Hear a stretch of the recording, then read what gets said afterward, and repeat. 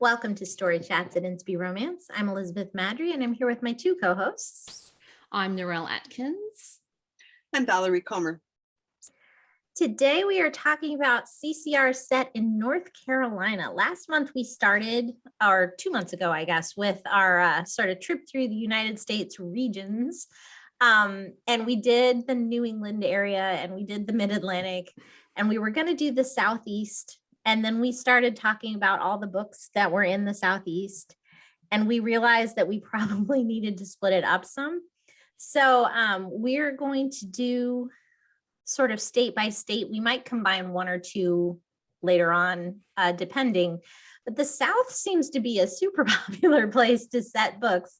So because this didn't need to be like a 16-hour episode, we figured we should shrink our region a little bit and go state by state while we're here in the South. So today is North Carolina, and we maybe should have included South Carolina. Was it hard for you guys to find just North Carolina books? Well, I would be fine if I knew US geography better.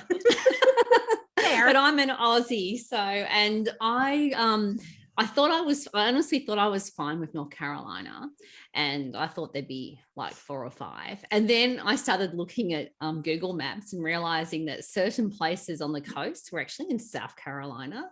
Oops. Or certain things I thought were off the Carolinas were in Georgia. So I ended up being thankful the Blue Ridge Mountains exist because they're in North Carolina. Yes. So I only have 2, but Okay. that's better than none. Yes. What about you? It was a bit challenging, and like Narelle, I'm not an American, and that is a part of the US I haven't been to. I've been to quite a few parts of the US, but that mid-south area is not one of them. So yeah, there was a lot of searching Amazon and with the Google map open to go, where is that place? But yeah, I did find actually that several of the series that I have known and loved are in North Carolina. So yeah, good to go.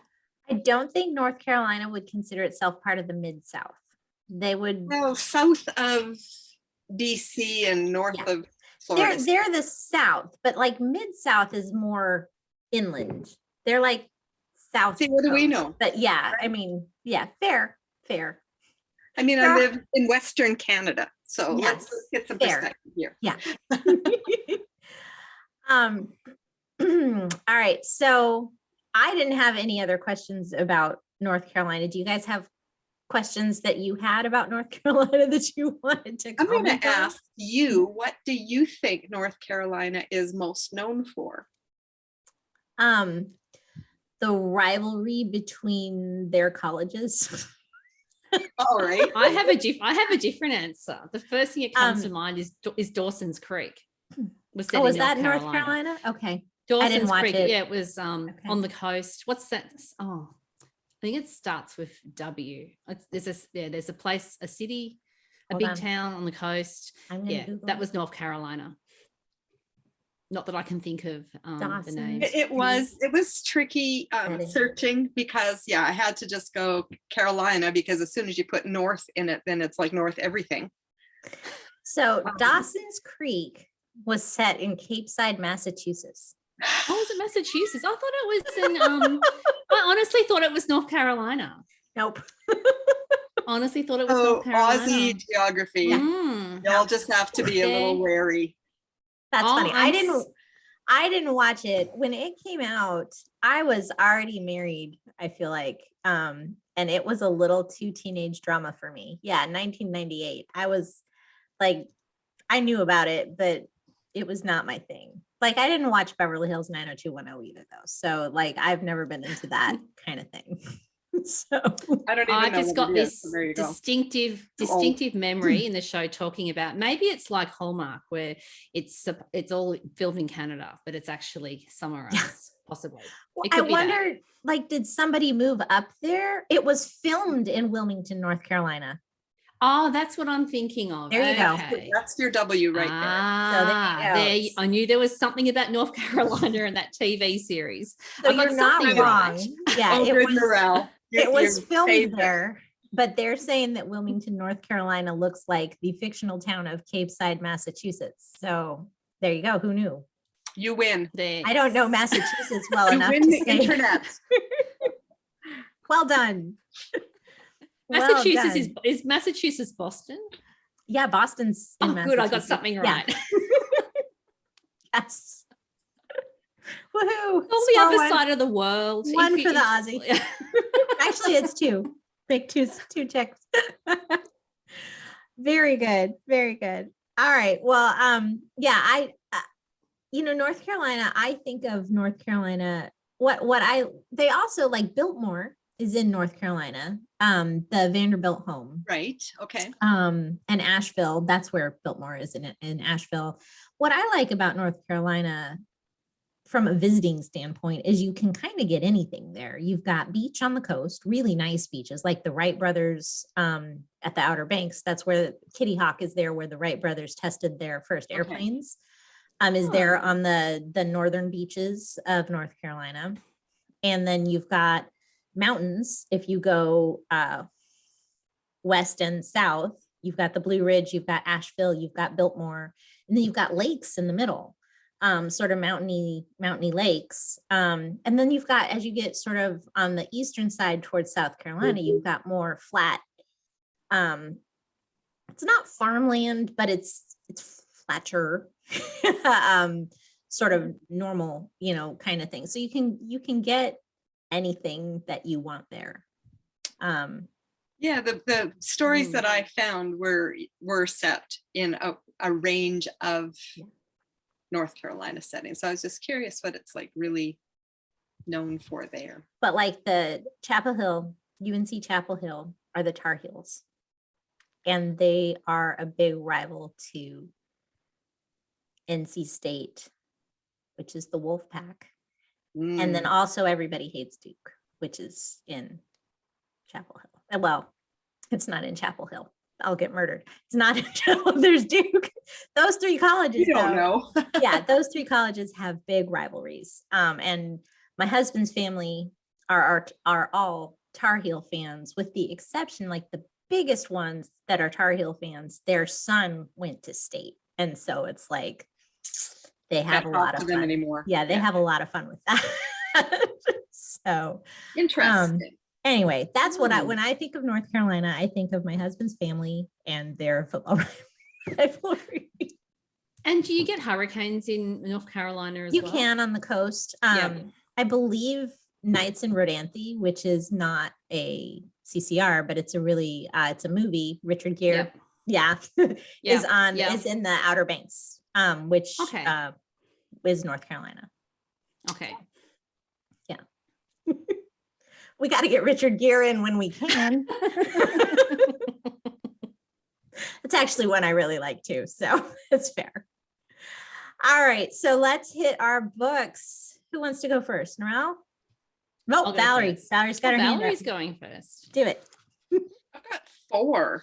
Wow. But I don't have to talk about 4, but I need to get started though. Sure. The first one is the Sandover Beach series by Emma StClair. Okay. So it's a whole series set on Sandover Island off the North Carolina coast. I've read the first 4. I really enjoyed them. They feature a set of guy friends. And so the first book is a guy who owns a store, and then there's a couple firemen and a police officer later on. These guys get together for Bible studies and prayer meetings and stuff. So the stories have interlinking characters, whatever. Mm-hmm. One thing I found is the sense of place is really strong with the island part of it. So just looking back through them, because I read these a couple of years ago, 2, 3, I don't know, not last week, was that in one of them, the girl is going across to the island and she gets to the toll booth. There's one bridge to the island and there's a toll booth. And the woman who's sitting there just goes, that'll be, $2 $2 for the toll. And she's like, I don't have $2. Take my debit card to credit card, $2 for the toll. Let me see if I've got some change in the bin, $2 for the toll. So of course, she gets rescued by, the hero, but whatever. But the place, the beaches and the towns and stuff on the island was pretty cool. First book is Sandover Beach Memories by Emma St. And those are not rom-coms. This is pre-Emma St. Clair It's one of her rom-coms. earlier series, so it's more strongly Christian and not rom-com. I think maybe her newer stuff is a little stronger. She's found her voice, I think, but they're good. I enjoyed them. Cool. Excellent. Narelle. Well, as I said, I had my last minute scramble when I realized that my geography is failing me on the east coast of the US. So the first one I'm going with is a book we've talked about, which is What Remains True by Nancy Naigle. And we have done a whole episode on this book, so I'm not going to talk about the story. You can go look up the episode, which was the other month. That we did in the funny interview with Nancy. Yes. So this is set in Antler Creek, which is a small town in the mountains of North Carolina. And I think I probably have a strong association with mountains, the mountain range in that part of the world. So I love going to those I can just imagine going up, doing a lovely drive and just visiting mountain town after mountain town. Would be so much fun there. And this is the book that has barn quilts, where I learned what a barn quilt is. So if you don't know what a barn quilt is, go back and listen to the episode and you can find out all about it, because I asked a lot of questions about it.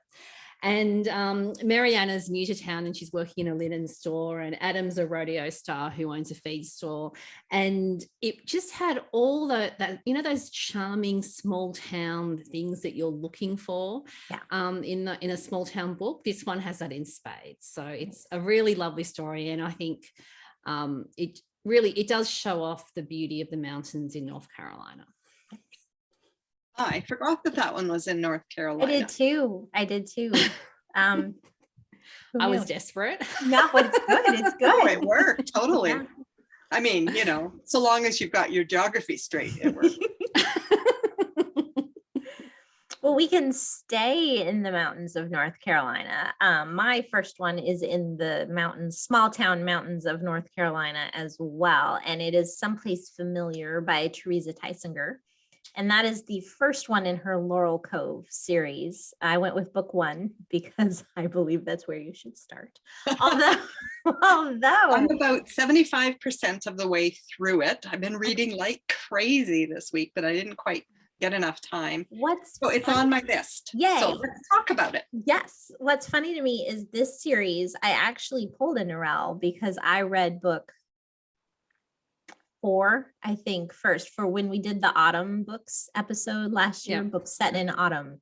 And I was desperately trying to scrounge around for a seasonal theme. And I read that one completely out of order. So it was nice to go back to book 1 and see how it began. And it's Olivia comes to Laurel Cove from New York City.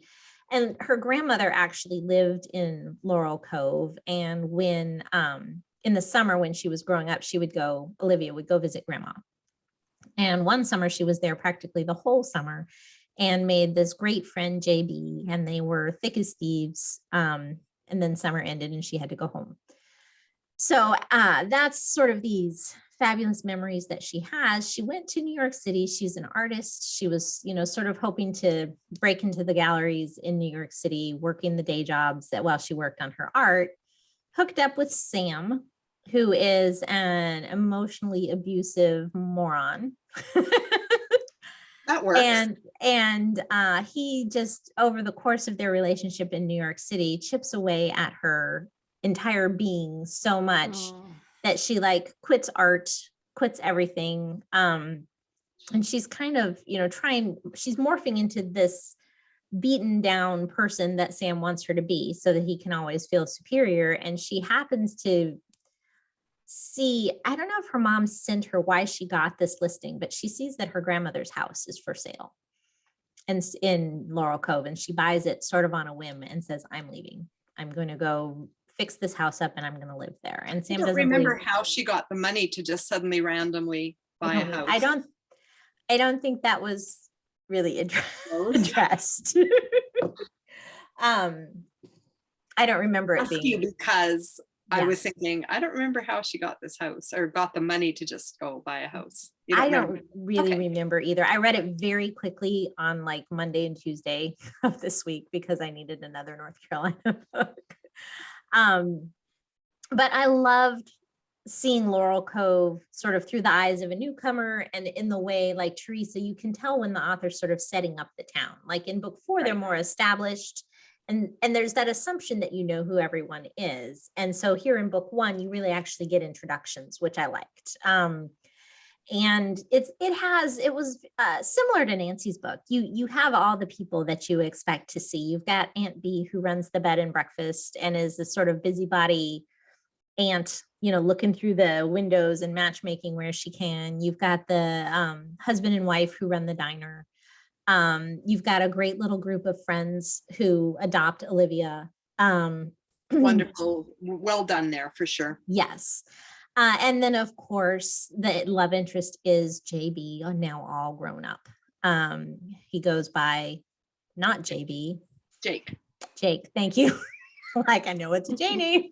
Is it John? It's not. Jack. It's okay. Jack. Yeah. Sorry, and so that's fun. You've got sort of the childhood crush now reimagined as adults, but Jack is recently-ish. It's been about a year and a half divorced.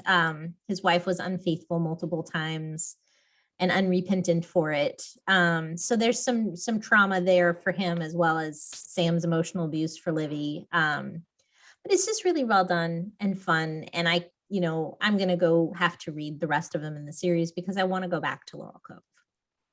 So Laurel Cove, is it on the ocean? No, it's in the mountains.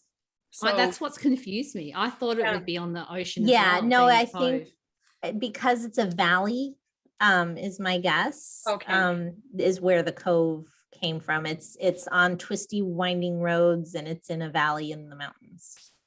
I was thinking about that for a town with that title, I wasn't seeing ocean and beaches yet. Yeah, no, you won't. If they were going to show up in the last quarter or not. No. Okay, good to know. I'll adjust my Right, expectations. yeah. now. Mountain town. For sure. I didn't know if the mountains were right close to the ocean. Here in British Columbia, that happens a lot. You can have both in one. No, in North Carolina, the mountains are over there. Probably 5 hours from the ocean. Wow, that Right. is quite a way inland. Yeah. Okay. Interesting. All right, Valerie, what you got? My second one. Thank you for taking my second one. Well, you had 4, so. Well, now 2 are done, right? So see. Riverbend Gap by Denise Hunter. This story is the first in a series. You'll be glad to know. It's set in a town that's along the Appalachian Trail. Is that how that is said? Yep. I only just recently learned it wasn't Appalachian. Kate's car goes off the road in the beginning of the first chapter and is kind of held in place on a precipice by this very small tree. And as soon as she moves around in her car, the tree shifts. So she's like totally freaking out. Cooper is an off-duty cop who sees the tracks going off, stops, looks over and goes, oh my goodness, and realizes there's somebody trapped in that car so he calls for help. He stays with her until help comes. He sits on the trunk of the car to keep it firmly on they have this bonding moment. Yeah. And they both really feel this bonding moment from this kind of life and death moment. Then they meet up a few hours later, only to discover that she is the new girlfriend of Cooper's brother, who's widowed, and his wife and child had died. And this is the first time he's like dated again And now she's come to meet his family, and hello, there's Cooper, as well as mom and dad and the sister. So even though they've had this connection, and she doesn't know Gavin really well because they've just been, seeing each other for a short time and online and stuff, Cooper's like, I'm stepping back because my brother has been hurt so badly. And she's like, oh, and Gavin's a really nice guy, but he's just like gone through so much. And so they're both like trying to pretend there is nothing going on between them. So that's a really interesting setup. And I think Denise Hunter pulled that one off really well. How it really fits into North Carolina is that this is a town that's right on the Appalachian Trail, and a bridge is out. So now they're temporarily rerouting the trail away from this little town, and they're all freaking out because this is where the through hikers stop to get supplies and stuff, and it's going to be devastating for their economy. So the town is pulling together, trying to get a festival happening, and it's got a lot to do with that, with that trail and so forth. So to me, that really gave a sense of place, which I'm always looking for, especially when we're doing these episodes where we've got a specific state or place in mind. I'm like, so does it really feel like that place? Like, how could this be set here but could not be set in Nebraska or Idaho? Like what grounds it to this spot? And to me, that really did that. Yeah, that's good. You said Denise Hunter. Are most of her books is Bookshop by the Sea in North Carolina? It Piper's might Cove, be. which I don't know if is It a real might be. thing. Yeah. When I was looking through them, I did kind of scan through her catalog. She's in quite a few different places, but there was more than one in North Carolina, and I could talk about the other one too. But I think that if it wasn't there, it was in South Carolina, which is where we'll be talking about next month. But it was definitely one of the ones that was coming up either this week, and I just didn't have a need for more stories. For her. Yeah. Well, that one was in my TBR, and I took a very calculated guess that was correct that Valerie would talk about it. So I passed on reading it for this episode. So that was a good call. Smart. Riverbend Gap.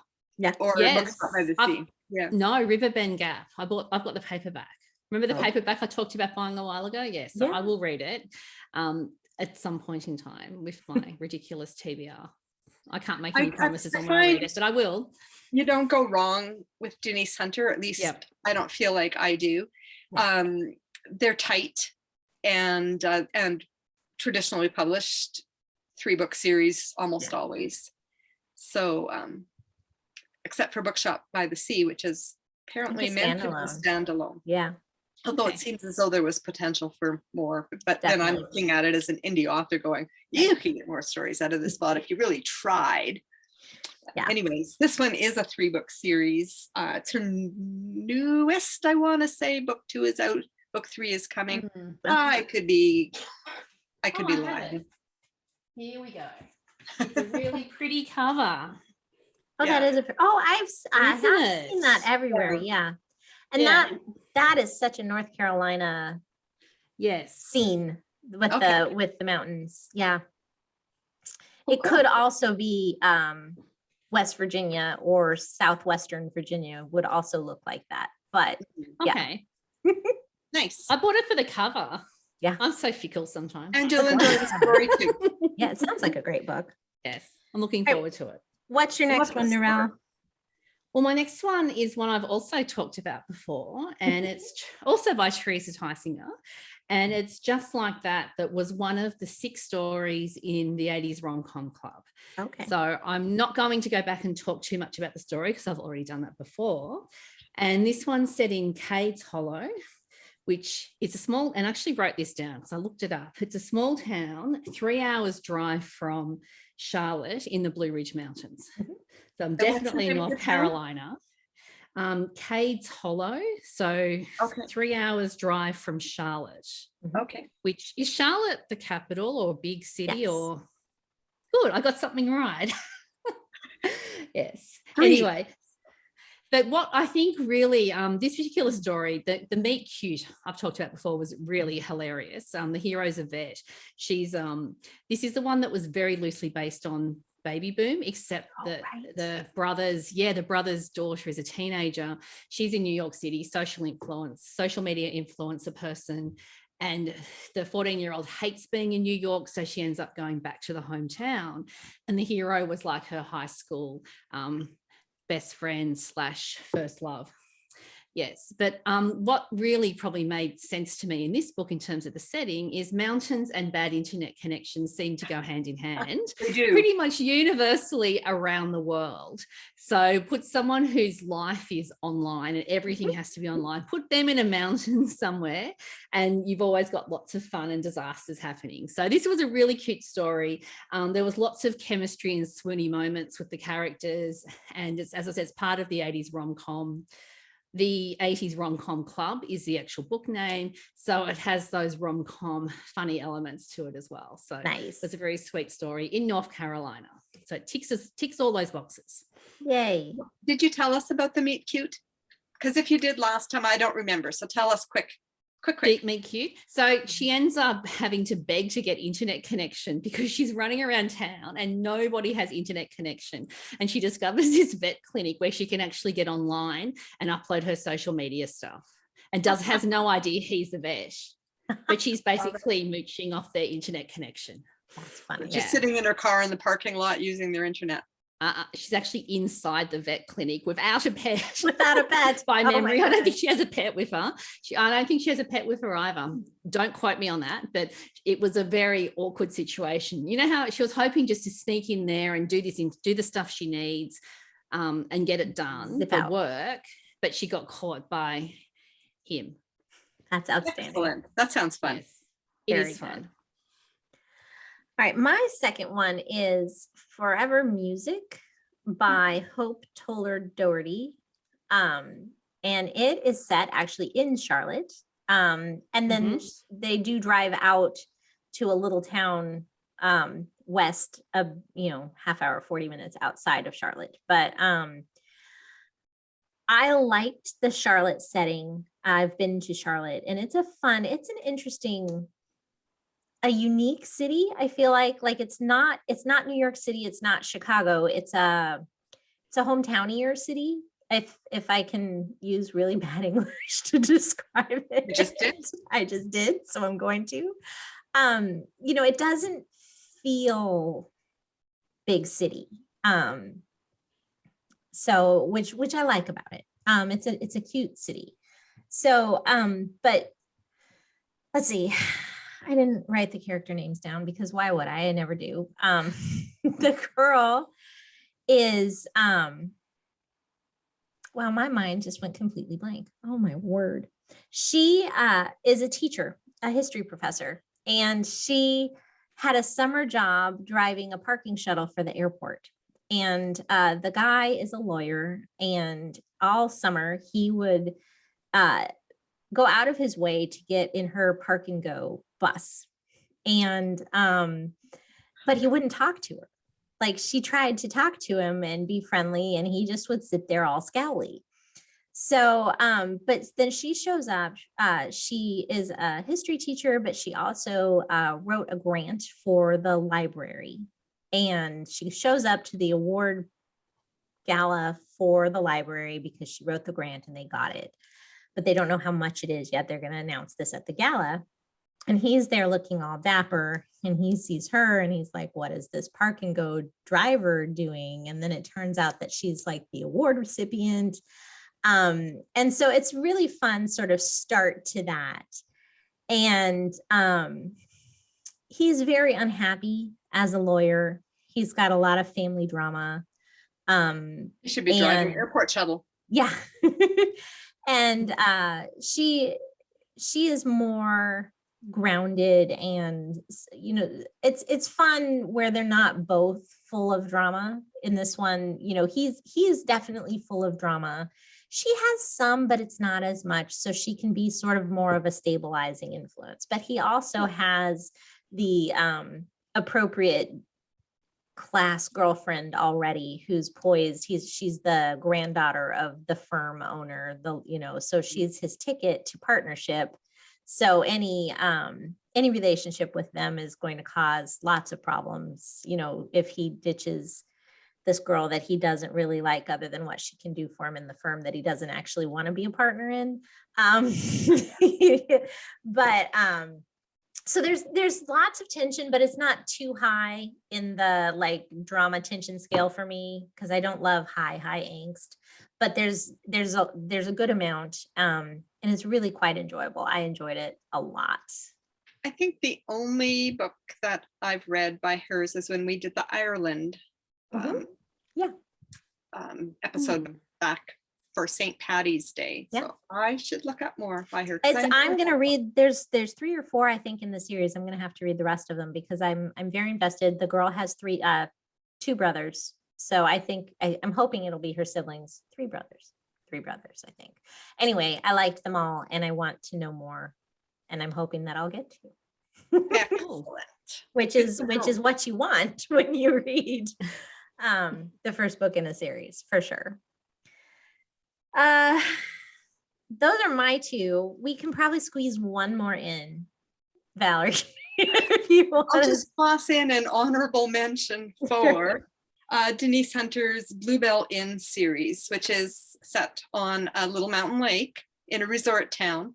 It's a 3 siblings series of 3 books: Lake Season, Carolina Breeze, and Autumn Skies. And yes, Carolina Breeze was the keyword that made me find them. Yeah. And I went, oh, right, yeah. I read all 3 of those and liked them. So the books, which I may have mentioned some of them before, follow a set of the siblings whose parents died before fulfilling their dream of turning their historic home into an inn. So the older 2, Molly and Levi, have already left home. They come home now because their youngest sister is still in high school, Grace. So they're going to fulfill their parents' dream, turn the house into an inn. When Grace graduates, they've all agreed they're going to sell it, and then they can all go back to their what they want to do with their lives. Of course, it doesn't turn out that way, because why would it? There'd be no story. But so that whole series is set in little lake resort town in the mountains, and also has that sense of place that I'm always looking for. I don't love stories that could take place like anywhere. I like it when the setting is kind of a character. Yeah. Personally. Yeah. So is there a lot of snow in the mountains in terms of skiing? Is that big in North Carolina? No. So it's not. It's too far south. Snow? It's too far south. Yeah. And the mountains, I don't think there's any skiing. Don't quote me on that, but I don't believe there's any skiing in North Carolina. Like, we have the Appalachian Mountains on the western side of Virginia, and we have a few ski resorts, but there, you have to really go to West Virginia or Pennsylvania to get decent. The Virginia ones, it's all man-made snow. Like, it gets cold enough to keep man-made snow, but we don't get enough snow on our own. We're not Colorado, like, and the mountains are not as tall either. If you grew up out west, in the Rocky Mountains, and then you come and you see the East Coast mountains, you're like, these are hills. They're not comparable. Yeah. So, but the photos do make them look very beautiful. Yeah. Yeah. Maybe one day I'll get out there. Who knows? It is gorgeous. It is absolutely gorgeous. Like I said, I've seen a lot of the US, but mostly in the west half. Yeah. It's easier to get I haven't been there. Yeah. Cool. That was fun. Right. Yeah. What North Carolina books have you read? Do you even know if they were in North Carolina? We'd love to hear from you. Please feel free to let us know in the comments on YouTube or on the Story Chats Facebook page. If you're over there on YouTube and you haven't already, don't forget to subscribe and hit the notification bell. And we will see you next week. Meanwhile, don't forget to make some time to fall in love with a good book. Bye, everybody. Bye. Goodbye, everyone.